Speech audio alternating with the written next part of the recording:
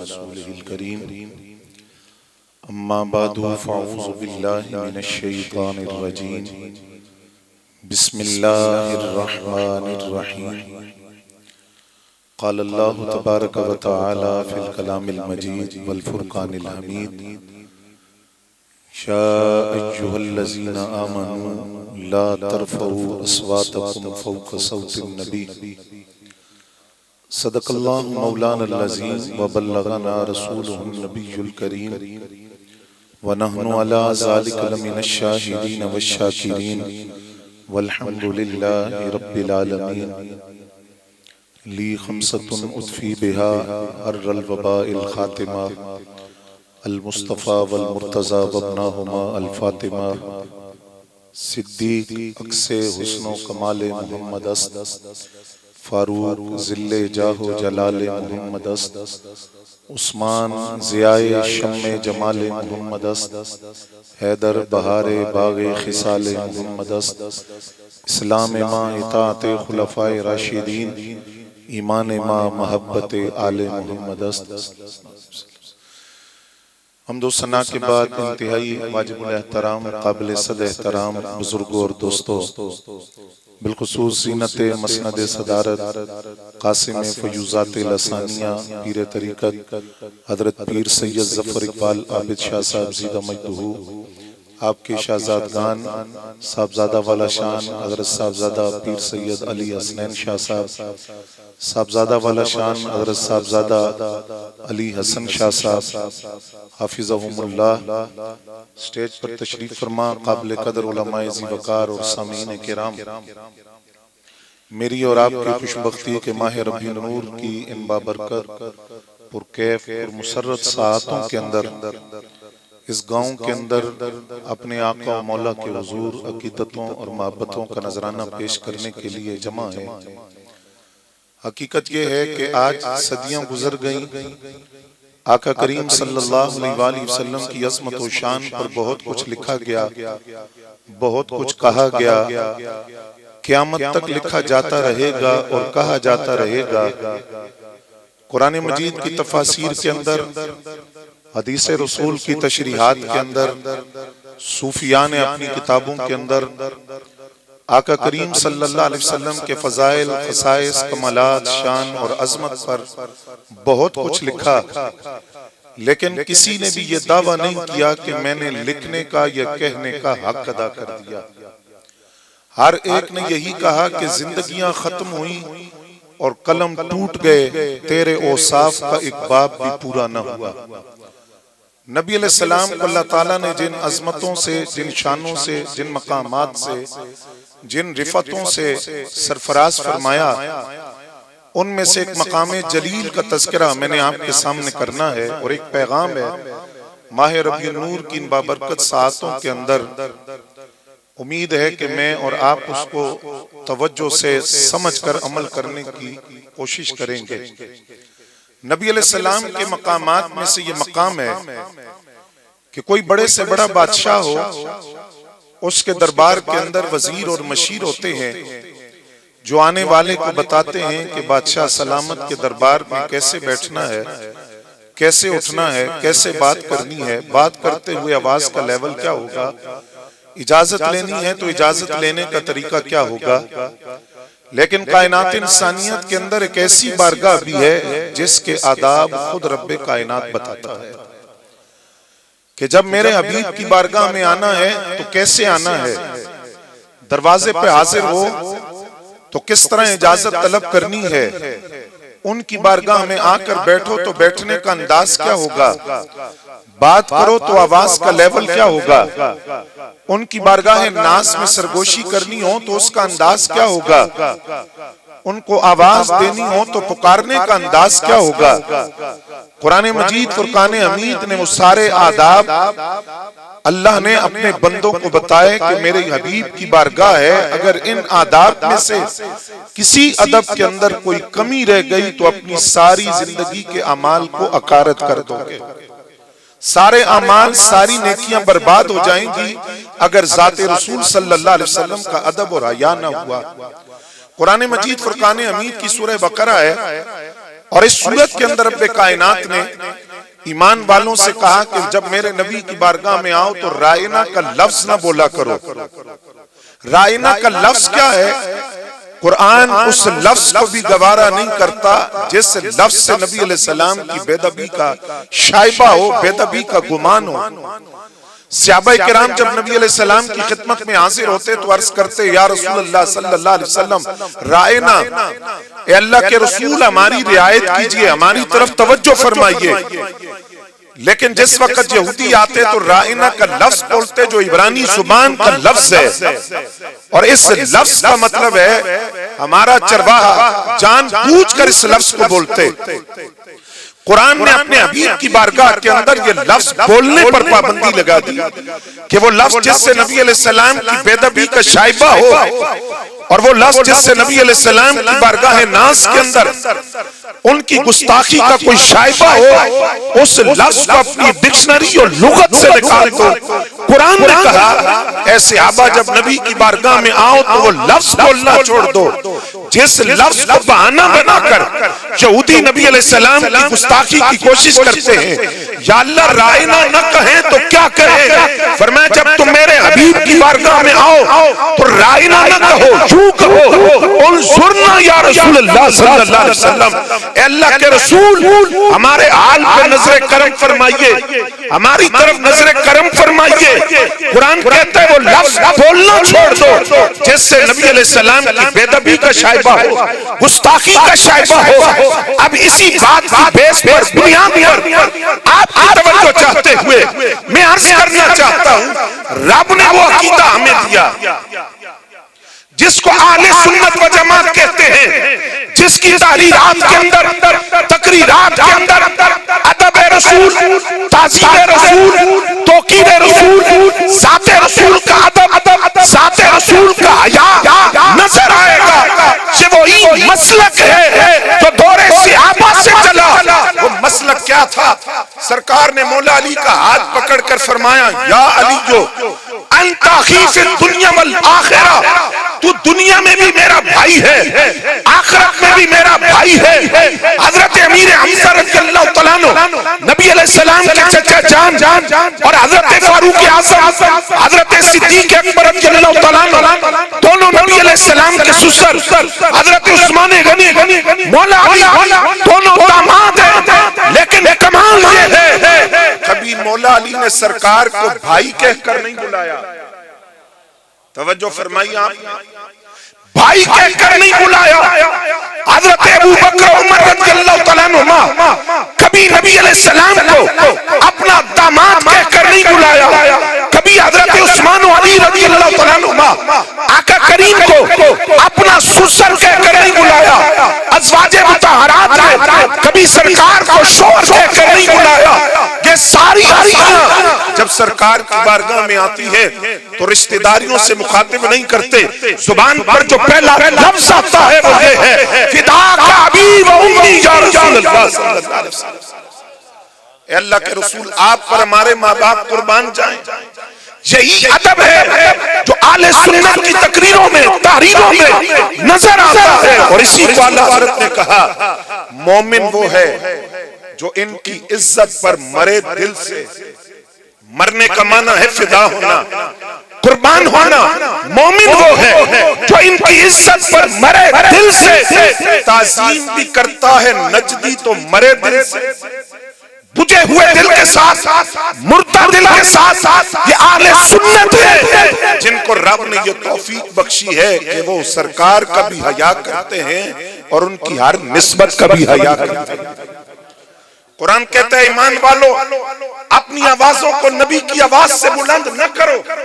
اور یہ حکم آج بھی ہے کہ جب بارگاہ رسول میں حاضر ہو اپنی آوازوں کو پست رکھو. اگر تمہاری آواز بلند ہوئی، بارگاہ رسول کا ادب نہ ہوا، زندگی کے سارے اعمال اکارت ہوئے.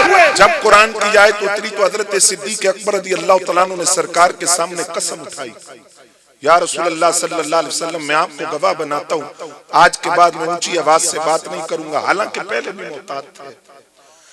حضرت فاروق اعظم رضی اللہ عنہ اتنی آہستہ آواز سے بات کرتے، پوچھنا پڑتا کہ آپ نے کہا کیا ہے. بات کیا کی ہے؟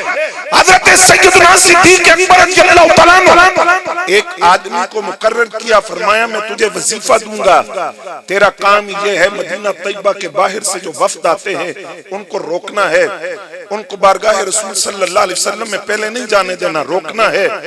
اس نے کہا میری ڈیوٹی کیا ہے؟ فرمایا ڈیوٹی یہ ہے کہ بتانا ہے کہ وہاں بیٹھنا کیسے ہے، اٹھنا کیسے ہے، بات کیسے کرنی ہے، آواز کا لیول کیا ہوگا، اور جب اٹھنا ہے تو اجازت کیسے لینی ہے، کہیں ایسا نہ ہو بارگاہ رسول میں کوئی ہلکا لفظ بول کر اپنی ساری زندگی کے اعمال کو کہیں ضائع نہ کر کے آ جائیں۔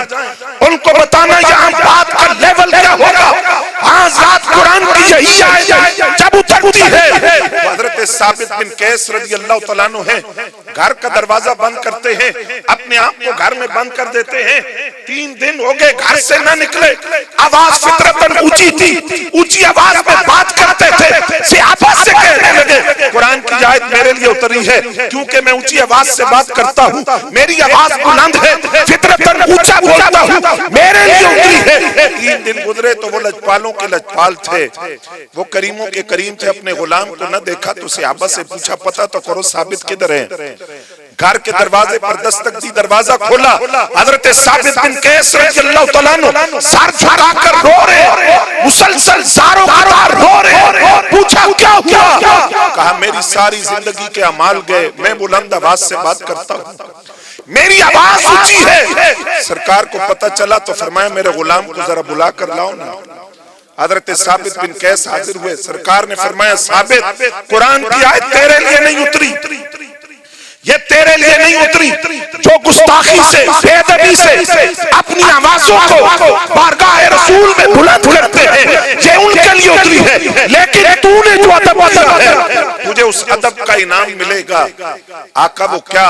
فرمایا 3 خوشخبریاں تیرے لیے، سن رہے ہو؟ سبحان اللہ کہہ ذرا۔ 3 خوشخبریاں ہیں۔ پہلی خوشخبری تو جنتی ہے، تو جنتی ہے، تجھے جنت دے دی۔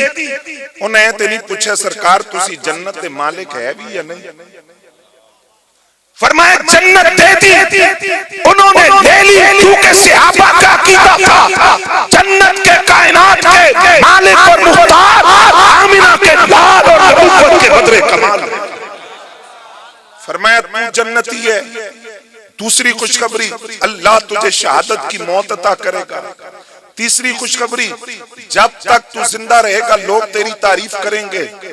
حضرت ثابت بن قیس مدینہ طیبہ کی جس گلی سے گزرتے لوگ کہتے جنتی دیکھنا ہو تو وہ جا رہا ہے، جس کو سرکار نے جنتی کہا شہادت کی موت ملی، کہا عقیدہ ختم نبوت کے تحفظ کے لیے جو پہلی جنگ لڑی گئی جنگ یمامہ، اس میں اللہ نے شہادت کی موت عطا کی۔ اور ان کا کمال یہ ہے جب ان کے جسد اطہر کو قبر میں رکھا گیا تو ایک صحابی کے خواب میں آئے اور کہا حضرت خالد بن ولید رضی اللہ تعالیٰ عنہ سے کہو جب میری شہادت ہوئی تو میرے جسم سے ذرہ اتار لی گئی ہے، وہ مسلمانوں کے لشکر کے آخر میں ایک ٹوکری ہے، ٹوکری کے اوپر پتھر کی ہنڈیا ہے، اس ہنڈیا کے نزدیک گھوڑا بڑا ہے اور اس ٹوکری کے نیچے میری ذرہ ہے، وہ ذرہ نکال کر میرے گھر والوں کو دے دے۔ سنیو اگر تسا توجہ کیتی ہے مسئلہ حل کرنے لگا،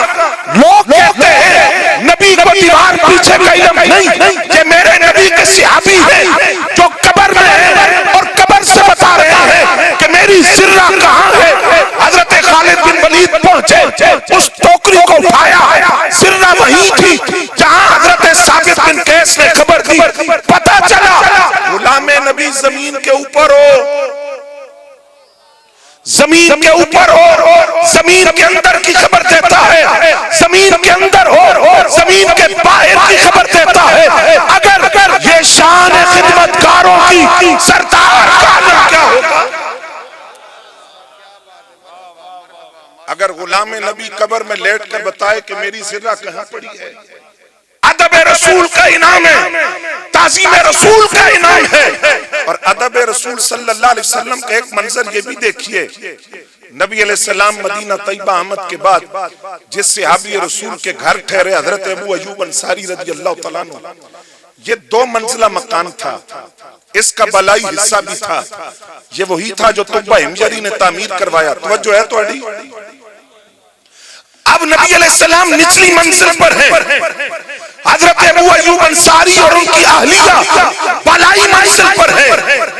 کچی چھت تھی، جب یہ چلتے تھے تو مٹی چھت سے نیچے گرتی تھی۔ جب سرکار نچلی منزل پر تشریف لائے تو یہ ایک کونے میں دبک کر دونوں بیٹھ گئے۔ ہم چلیں گے نہیں، کیوں؟ مٹی کہیں وجود رسول پہ نیچے جا کر نہ گر جائے، کچی چھت ہے، سرکار کے آرام میں خلل نہ جائے، نبی علیہ السلام کی نیند میں خلل نہ آئے، یہ مٹی کہیں وجود اطہار پر گر نہ جائے۔ اس سے اگلا منظر بھی سنیے، سردیوں کی ٹھٹرتی رات تھی، پانی کا برتن ٹوٹ گیا، بالائی منزل پر پانی گرا، کچی چھت تھی، خطرہ تھا کہ پانی کے قطرے نیچے ٹپکے تو پاک نبی کے وجود اطہر پر نہ گرے۔ ایک ہی کمبل تھا میاں بیوی کے پاس، اس کو فوراً پانی پر پھینک دیا تاکہ یہ کمبل پانی کو چوس لے، اور پھر ایک قطرہ بھی آقا کریم کے وجود اطہر پر نہ گرے۔ جب یہ کمبل پھینک دیا، رات ٹھٹرتے ہوئے سردی میں گزاری، اور تیسرا طبقہ پہلو یہ تھا، حضرت ابو ایوب انصاری اپنی اہلیہ سے کہنے لگے، یہ تو خدا کے رسول ہیں، ان کے پاس تو روزانہ جبرائیل آتے ہیں، وہ آتے ہیں، یہ یہاں تشریف فرما ہے، درمیان میں ہم کیا کر رہے ہیں؟ ہم کیا کر رہے ہیں درمیان میں؟ آؤ بارگاہ رسول میں چلے، آقا کریم سے عرض کرے، حضور آپ بالائی منزل پر تشریف لائے، ہم آپ کے قدموں میں حاضر ہوں گے۔ آقا کریم نے فرمایا، ابو ایوب انصاری تو نے جو ادب کیا ہے رب تجھے اس کا اجر دے، لیکن میں اسی منزل پر رہوں گا کیونکہ وفود آتے ہیں ملاقات کے لیے، ورنہ تو نے جو ادب کیا وہ رب بھی جانتا ہے اور رب کا رسول بھی جانتا ہے۔ میں ادب کا ایک اور منظر آپ کو دکھانے لگا ہوں، ذرا دیکھیے حضرات گرامی قدر۔ آج کہتے ہیں سارے ٹھیک ہیں، کیوں سارے ٹھیک ہیں؟ کیونکہ یہ میرا چچا ہے، یہ میرا ماموں ہے، یہ میرا تایا ہے، لہذا جو اس کا عقیدہ وہ میرا عقیدہ، جو وہ بات کرتا ہے وہ میری بات۔ آئیے سنیے، ام المومنین حضرت ام حبیبہ رضی اللہ تعالیٰ عنہا، یہ بیٹیاں حضرت ابو سفیان کی جو بعد میں اسلام لائے، لیکن قبول اسلام سے پہلے یہ نبی علیہ السلام سے ملنے کے لیے آئے، حدیبیہ کے معاہدے پر بات کرنا چاہتے تھے۔ جب اپنی بیٹی کے گھر آئے، پوچھا سرکار، تو فرمایا وہ تشریف لاتے ہیں۔ باپ بیٹھنے لگا تو سگی بیٹی نے کہا، ابا جان ذرا ٹھہریں، بستر اٹھا لیا، بستر اٹھا لیا، سن رہے ہو؟ بستر اٹھایا، سگے باپ نے اپنی بیٹی سے پوچھا، بیٹی میں اس قابل نہیں کہ بستر پر بیٹھوں، جب بستر اس قابل نہیں تھا کہ میں اس پر بیٹھا، سگی بیٹی تھی، اپنے باپ کو پلٹ کر جواب دیا، آپ اس قابل نہیں ہیں کہ اس بستر پر بیٹھیں، آپ اس قابل نہیں ہیں۔ وہ قرآن نے 8 رشتے گنوائے ہیں، وہ 8 فطرتی رشتے ہیں، بیوی کی محبت، اولاد کی محبت، ماں باپ کی محبت، کنبے کی محبت، مال کی محبت، تجارت کی محبت، مکانات کی محبت۔ قرآن کہتا ہے جب تک ساری محبتیں اللہ اور اس کے رسول کی محبت پہ قربان نہ ہو جائیں ایمان کامل نہیں ہو سکتا۔ ابا جان آپ اس قابل نہیں ہیں کہ آپ اس بستر پر بیٹھے۔ بیٹی کیوں؟ میں تو تیرا باپ ہوں، آپ باپ ہیں لیکن آپ نے کلمہ نہیں پڑھا بھی، آپ ایمان نہیں لائے، رشتہ داریاں بعد میں ہیں، نسبت رسول پہلے ہے، ادب رسول پہلے ہے، تعظیم رسول پہلے ہے۔ اگرچہ آپ باپ ہیں لیکن میں گوارا نہیں کرتی، میری غیرت گوارا نہیں کرتی کہ آپ اس بستر پر بیٹھیں۔ بیٹی کیوں؟ یہ میرے پاک نبی کا پاک بستر ہے، میں یہ گوارا نہیں کر سکتی کہ کوئی مشرک ہو چاہے سگا باپ کیوں نہ ہو، وہ میرے پاک نبی کے بستر پر بیٹھے، مجھے یہ گوارا نہیں ہے۔ اس سے بھی بڑھ کر یہ منظر دیکھیے، ایک صحابی ہیں اور شاعر دربار رسالت مآب صلی اللہ علیہ وسلم، حضرت عبداللہ بن رواحہ سواری پہ بیٹھے ہیں، نبی علیہ السلام سواری پہ تشریف فرما ہو کر انصار کے قبیلے کے قریب سے گزرے، وہاں رئیس المنافقین، منافقین کا سردار عبداللہ ابن ابی کھڑا تھا۔ جب سواری اس کے قریب سے گزرنے لگی تو پاک نبی کی پاک سواری نے بول کر دیا، عبداللہ ابن ابی نے کپڑا اٹھایا، ناک پہ رکھا، ناک پہ رکھ کے کہنے لگا آپ کی سواری کے بول کی بو نے مجھے اذیت دی ہے۔ سنیو سمجھنا، آقا کریم کی بات نہیں کی، سواری کی بات نہیں ہے، سواری کے بول کی بو کی بات کی۔ اس بو نے مجھے اذیت دی اور یہ بو مجھے ناپسند ہے۔ صحابہ کو اتنا بھی گوارا نہیں تھا۔ حضرت عبداللہ بن رواحہ نے فرمایا اللہ کی قسم ہے پاک نبی کی سواری کی بو ہمیں تیری خوشبو سے بھی زیادہ اچھی لگتی ہے۔ تیری خوشبو میں وہ بات نہیں ہے جو پاک نبی کی سواری کی خوشبو میں بات ہے۔ جب یہ بات کی تو عقیدہ دیا، کیا فرمایا سن لو اے رئیس المنافقین، اگر لکڑی کی ریحل پر کتاب اللہ قرآن مجید رکھا جائے تو ہم لکڑی کے اس ریحل کو بھی چوم کر آنکھوں سے لگاتے ہیں کہ اس پر قرآن رکھا جاتا ہے۔ لکڑی کی جس ریحل پر قرآن آ جائے ہم اس کا بھی ادب کرتے ہیں۔ تو جس سواری پر خود صاحب قرآن اس سواری کا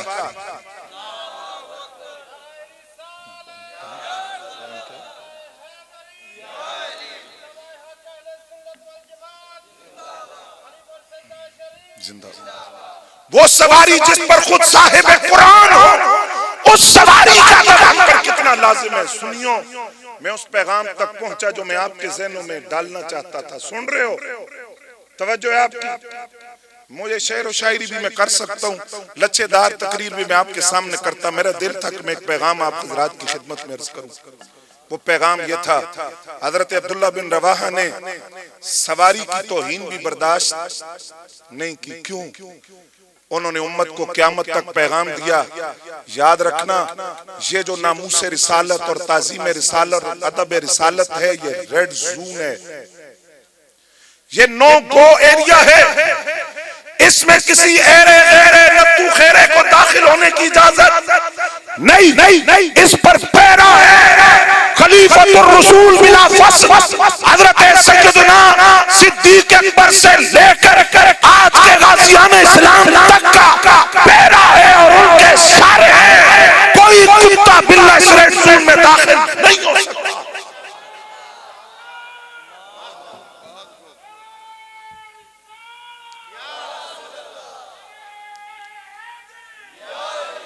اور بات یہیں سے اور آگے بڑھا دوں، ادب رسول کامل نہیں ہو سکتا جب تک نبی علیہ السلام کی ہر نسبت کا حیا نہ کیا جائے۔ کوئی صحابہ کو بھونکے اور پھر کہے کہ میں محب رسول ہوں، جھوٹ بولتا ہے۔ کوئی آل بیت کو بھونکے اور پھر کہے میں محب رسول ہوں، مبلغ اعظم ہوں، جھوٹ بولتا ہے۔ پاک نبی کی ہر نسبت کا حیا اور ادب لازم ہے، ورنہ تعظیم رسول کامل نہیں۔ تو یہی پیغام دینا چاہتے ہیں، اپنی سواریوں پر آل بیت کی محبت کا لیبل لگا کر لولی لنگڑیاں سواریاں مدینے کا نام لے کر ایران کے بارڈر پہ اتارنے والوں، لولی لنگڑی سواریوں پر آل بیت کی محبت کا لیبل لگا کر امت کو دھوکہ دے کر نام مدینے کا لے کر ایران کے اسٹیشن پر اتارنے والوں، تم جانتے نہیں ہو سنی جس سواری پر بیٹھتے ہیں اس کا پہلا اسٹیشن سرحان شریف ہے، دوسرا بریلی ہے، تیسرا بغداد ہے، چوتھا نجف اشرف ہے، پانچواں پاک نبی کی مکہ۔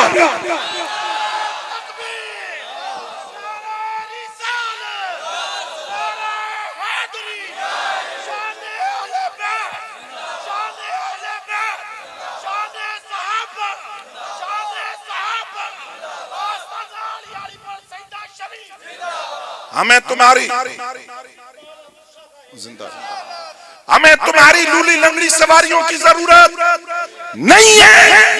تم صحابہ کو گالیاں دو اور پھر کہو سبقت لسانی ہو گئی ہے۔ یہ سبقت لسانی تمہارے رافضی پیشواؤں کے لیے تو کبھی نہ ہوئی، ان کو تو کبھی غلط لفظ نہ بولا، ان کے لیے کبھی ہلکا لفظ تمہاری زبان سے نہ نکلا۔ کوئی پنڈی کا ہو یا اور کسی شہر کا ہو وہ سنے، یہ سبقت لسانی نہیں ہے، یہ اندر کا گند ہے جو بار بار باہر آئے۔ یہ اندر کا خوب سے جو بار بار باہر آتا ہے، کبھی کس صحابی کو گالی، آج سبقت لسانی ہے تو کل جب 9 معاویہ کے نعرے تم نے لگائے، سیدہ عائشہ پاک کی شان میں گستاخی کی، حضرت امیر معاویہ رضی اللہ تعالیٰ عنہ کو للکارا اور دیگر صحابہ کی گستاخیاں کی، تو یہ اندر کا گند ہے جو بار بار باہر آتا ہے۔ کوئی دعویٰ کرے کہ میں مبلغ رسول ہوں تو سنیوں، میں پیر صاحب کے قدموں پہ ہاتھ رکھ کر آپ سے یہ بھی کہہ دوں، آواز دینا نہ مر جایا کرو، آواز بڑی سونی ہے، شعر بڑے سونے پڑھ دے، یہ بھی تو دیکھے کیا رہا ہے، بات کیا کر رہا ہے، آگ لگے اسی آواز کو جس سے صحابہ اور اہل بیت کا ادب، رسول اللہ کی پاک ذات کا ادب نہ ہو، ایسی آواز جہنم میں جائے۔ وہ کو پاک نبی کے در کا فقیر ہو، سادہ توتلی زبان میں بھی بات کرے کہ نظمت صحابہ کی بات کرے تو ہمارے سروں کا تاج ہے۔ ہم اس کی جوتیاں بھی اپنے سر پر سمجھتے ہیں، جو رسول اللہ کی اہل بیت کی بات کرے، صحابہ کی عظمتوں کی بات کرے، تو یہ اہل سنت ہے جن کو رب نے یہ عقیدہ دیا، ایک ہاتھ میں اہل بیت کی محبت کا دامن ہے، دوسرے ہاتھ میں صحابہ کی محبت کا دامن ہے، اور اہل سنت کا ہے بیڑا پار، اصحاب حضور نجم ہے اور ناؤ ہے، اطرت رسول اللہ۔ کل تک جو کہتے تھے سنیوں کے شہنشاہ، کل تک جو کہتے تھے حجت الاسلام، کل تک کہتے تھے شمشیر فکر رضا، شمشیر اعلی حضرت، آج لتر پڑھتے آپ ان کو دیکھ نہیں رہے، جن کو داتا صاحب کی بارگاہ سے راندہ درگاہ کر دیا جائے، اس سے بڑی بڑی نصیبی کیا ہوگی؟ آپ سنیوں اب بھی نہیں سمجھے، جو عقیدہ چھوڑتا ہے وہ بڑا بڑا بخت ہے، نہ دنیا کا رہتا ہے نہ آخرت کا رہتا ہے۔ میں بات کو سمیٹتا ہوں، ادب رسول، تعظیم رسول، پاک نبی کی ذات کا حیا، وہ کیسا حیا اور کیسا ادب ہے۔ حضرت عروہ بن مسعود ثقفی رضی اللہ تعالیٰ عنہ، حدیبیہ کے مقام سے ان کو بھیجا گیا، آپ ذرا تجزیہ کریں مسلمانوں کا لشکر کتنا ہے اور لشکر کی کیا کیفیات ہے، سننا ذرا، اساں ہر گالج فتوے منگ دیا۔ حضرت عروہ بن مسعود ثقفی وہاں پہنچے اور نبی علیہ السلام اور 1400-1500 صحابہ کو دیکھا، واپس جا کر کفار سے کیا کہا سنیے، انہوں نے کہا سنو، وہ نبی جب بھی لعاب پھینکتے ہیں وہ زمین پہ نہیں گرتا، سن رہے ہیں، زمین پر نہیں گرتا، کہاں ہوتا ہے؟ کایوں صحابہ اپنی ہتھیلیوں کو نیچے رکھتے ہیں، وہ لعاب کو لیتے ہیں، اپنے جسم اور اپنے چہروں پر ملتے ہیں، اور اس سے پہلے وہ کسی مفتی سے فتویٰ نہیں مانگتے اسی کراں یا نہ کراں، اور وہ پاک نبی کی بارگاہ میں حاضر ہیں۔ دوسرا، جب ان کے نبی کوئی حکم دیتے ہیں تو حکم ایک کو دیتے ہیں، تعمیر کے لیے سارے دور پڑتے ہیں۔ جب ان کے نبی کوئی کلام کرتے ہیں، ادھر سے پاک نبی کی زبان سے لفظ نکلتے ہیں، ادھر صحابہ کی آوازیں پست ہو جاتی ہیں، جو لگتا ہے ان کے سروں پر پرندے بیٹھے ہیں، سارے لایا تو پرندہ اڑ جائے گا۔ وہ نبی جب وضو کرتے ہیں تو ان کے وضو کا پانی زمین پر نہیں گرتا، وہ صحابہ کے ہاتھوں پہ ہوتا ہے، جس کو مل جائے، جس کو نہ ملے وہ دوسرے صحابی کا تر ہاتھ پکڑ کے اپنے جسم پہ ملتا ہے۔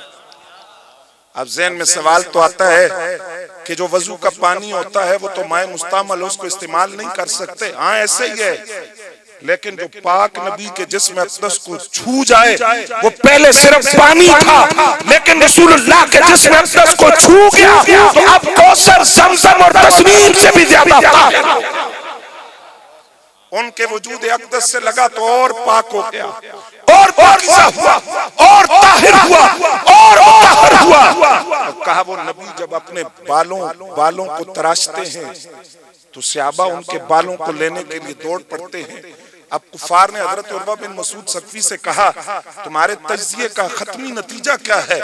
انہوں نے کہا تم یہ کہہ رہے ہو نا کہ جنگ کریں گے، تو یہ خیال اپنے دل سے نکال دو۔ کیوں؟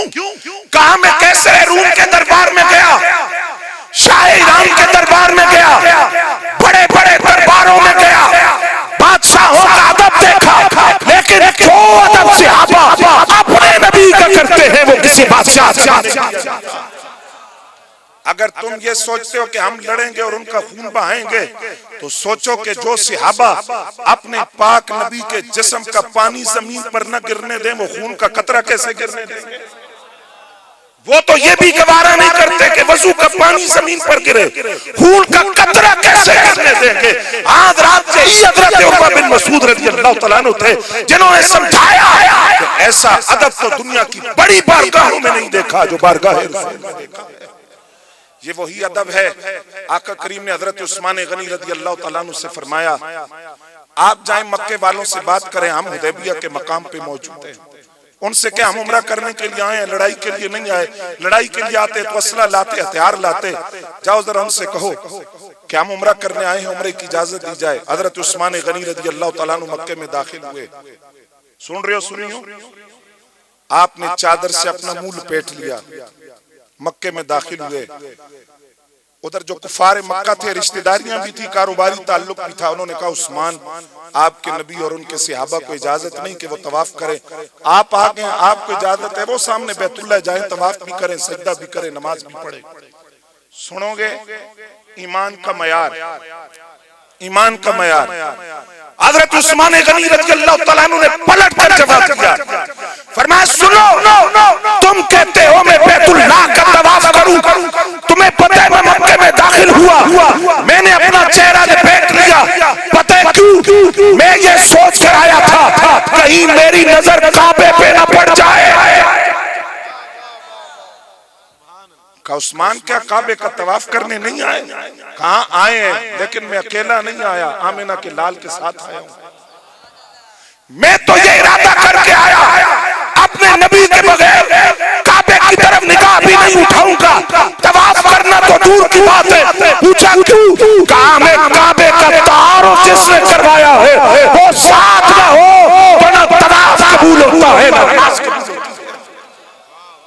آج لوگوں کو یہ روایت بھی پیٹ میں مروڑ اٹھتے ہیں کہ جی حضرت سیدنا صدیق اکبر رضی اللہ تعالیٰ عنہ نماز پڑھا رہے تھے، سرکار تشریف لے آئے، آپ کسی قبیلے کی صلح کروانے کے لیے گئے تھے، نماز کے دوران حضور تشریف لائے، صحابہ نے تصفیق کے ذریعے خبر دی کہ حضور آ گئے، حضرت صدیق اکبر رضی اللہ تعالیٰ عنہ مصلی چھوڑ کے پیچھے ہٹے، سرکار نے اشارہ کیا لیکن آپ پچھلی صف میں آئے، سرکار مصلی امامت پہ کھڑے ہوئے، بڑی توجہ نال سننا، بڑی سونی گل ہے، مصلی امامت پہ کھڑے ہوئے، سرکار نے نماز پڑھائی، سلام پھیرا، فرمایا ابو بکر جب میں نے کہا مصلی امامت پر کھڑے رہو تو تم نے مصلی کیوں چھوڑا؟ ذرا جواب سنیے گا۔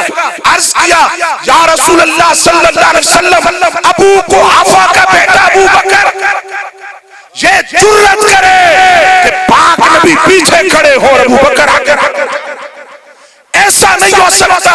حضرت صدیق اکبر رضی اللہ تعالیٰ عنہ نے جو نماز پڑھا دی تھی سرکار نے نئے سرے سے نہیں شروع کی، جہاں سے ابو بکر پاک نے چھوڑی تھی سرکار نے وہاں سے شروع کی اور اعلان کیا، فرمایا ابو بکر جو تو نے پڑھا دی وہ ہو گئی، جو رہ گئی ہے وہ میں نے۔ حضرات گرامی قدر، یہاں بعض لوگوں کو پریشانی ہوتی ہے کہ نماز تھی اللہ کی عبادت تھی، مصلی کیوں چھوڑا؟ کیا تعظیم رسول کے لیے اللہ کی عبادت بھی چھوڑی جا سکتی ہے؟ میں نے کہا بڑے عقل کے اندر تم نے قرآن بھی نہیں پڑھا، قرآن بھی نہیں پڑھا، بات سمیٹ رہا ہوں، قرآن بھی نہیں پڑھا۔ قرآن کیا کہتا ہے؟ وَتُعَزِّرُوهُ وَتُوَقِّرُوهُ وَتُسَبِّحُوهُ۔ قرآن کہتا ہے تعظیم پہلے، توقیر پہلے۔ میں آپ کی آواز سننا چاہتا ہوں۔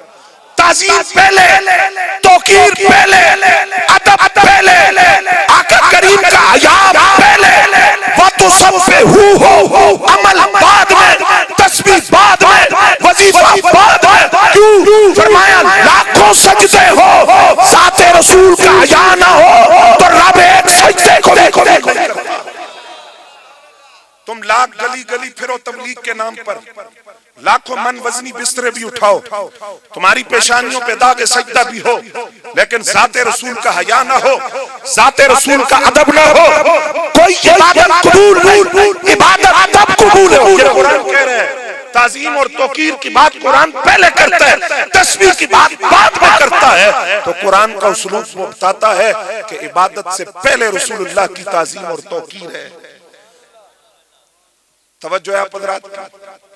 آخری بات عرض کرتا ہوں، جنہوں نے اس ناموس سے رسالت پہ پہرا دیا، سن رہے ہو، جنہوں نے پہرا دیا، حضرت سیدنا صدیق اکبر رضی اللہ تعالیٰ عنہ سے لے کر، بار بار یہ نام میری زبان پر آ رہا ہے، میں لینے لگا ہوں، ذرا محبت سے سننا.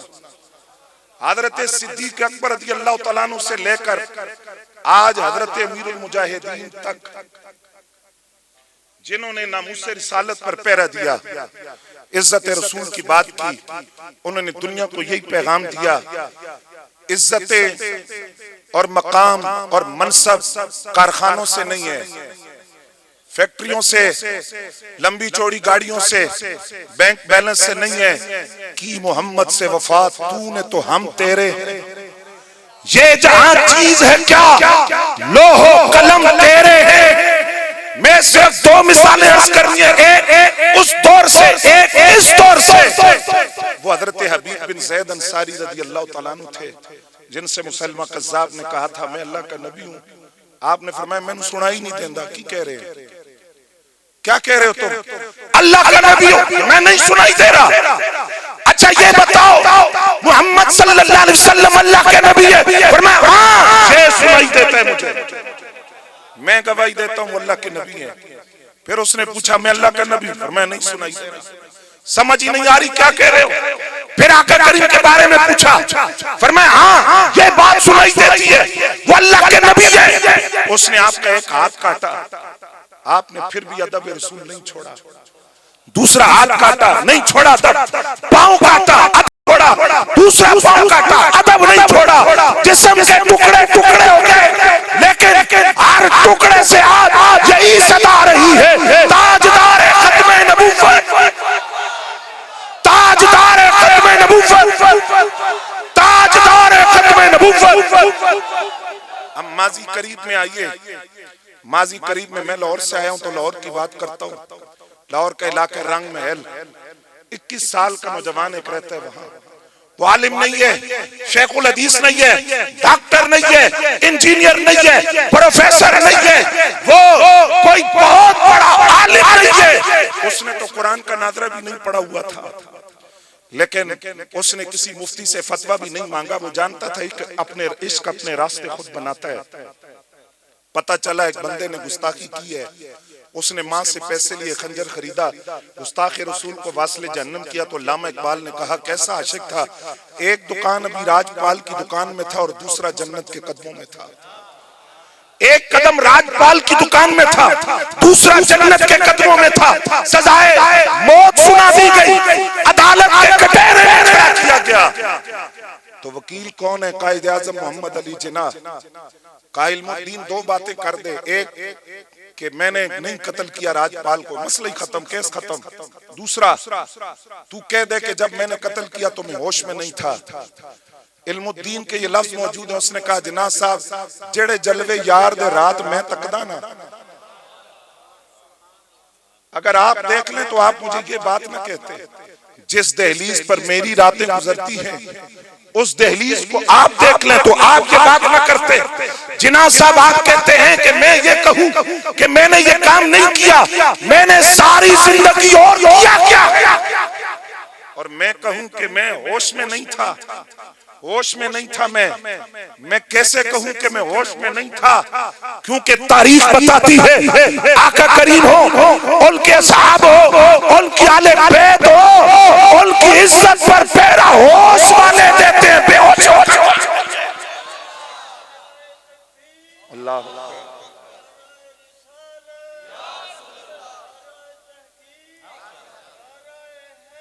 یا زندہ زندہ. میں کیسے کہہ دوں میں ہوش میں نہیں تھا؟ کام ہی ہوش والوں کا ہے. اور پھر یہی علم الدین شہید ہے. علامہ اقبال ان کو شخصی ضمانت پر میاں والی جیل سے ان کے جسد تھر کو لاہور لائے تھے. انہوں نے کہا ہندو مسلم فسادات ہوں. اقبال نے کہا میری گارنٹی ہے، شخصی گارنٹی کچھ نہیں ہوگا. لاہور لائے جنازہ جیسے پڑھنے کا حق تھا پڑھا گیا. جس وقت ان کے جس اطہر کو قبر میں رکھا اقبال خود قبر میں اترے, کفن کے بند کھولے اور علم الدین کے سامنے ہاتھ جوڑ کر کھڑے ہوئے. میں تجھے اپنی شخصی ضمانت پر لاہور لایا تھا اور کوئی مقصد نہیں تھا, بس تجھے یہی عرض کرنا تھا ابھی سرکار تیری قبر میں آئیں گے. بس تو نے میرا ایک کام کرنا ہے, اس اقبال کا سلام آقا کریم کی بارگاہ میں عرض کر دینا, اور کوئی مقصد نہیں تھا.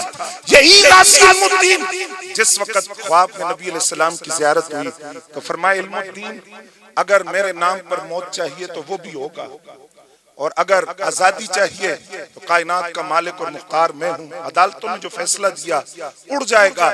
اگر تو آزاد ہونا چاہتا ہے 21 سال تیری عمر ہے, تو نے دیکھا کیا ہے, دیکھا کیا ہے, تو اگر آزاد ہونا چاہتا ہے تو وہ بھی ہوگا, شہادت کی موت چاہیے تو وہ بھی ہوگا. تو علم الدین نے کہا سرکار مرتے تو آپ کے نام پر پہلے بھی تھے جب دیکھا نہیں تھا, اب تو دیکھ لیا ہے, اب جو بعد میں آنی ہے ابھی آ جائے, زندگی کا مقصد پورا ہو گیا. والا حضرت نے کہا تھا حسن یوسف پہ کٹی مصر میں انگشت زنا, سر کٹاتے ہیں تیرے نام پہ مردان عرب. میں جملہ پیر صاحب کے سامنے میں نے کبھی نہیں کہا, لیکن آج میں مجبور ہو کر کہہ رہا ہوں, اپنی قسمت پہ ناز کیا کرے. آپ کو غیرت مند پیر ملا ہے جس نے آپ کو عقیدے کی غیرت سکھائی ہے.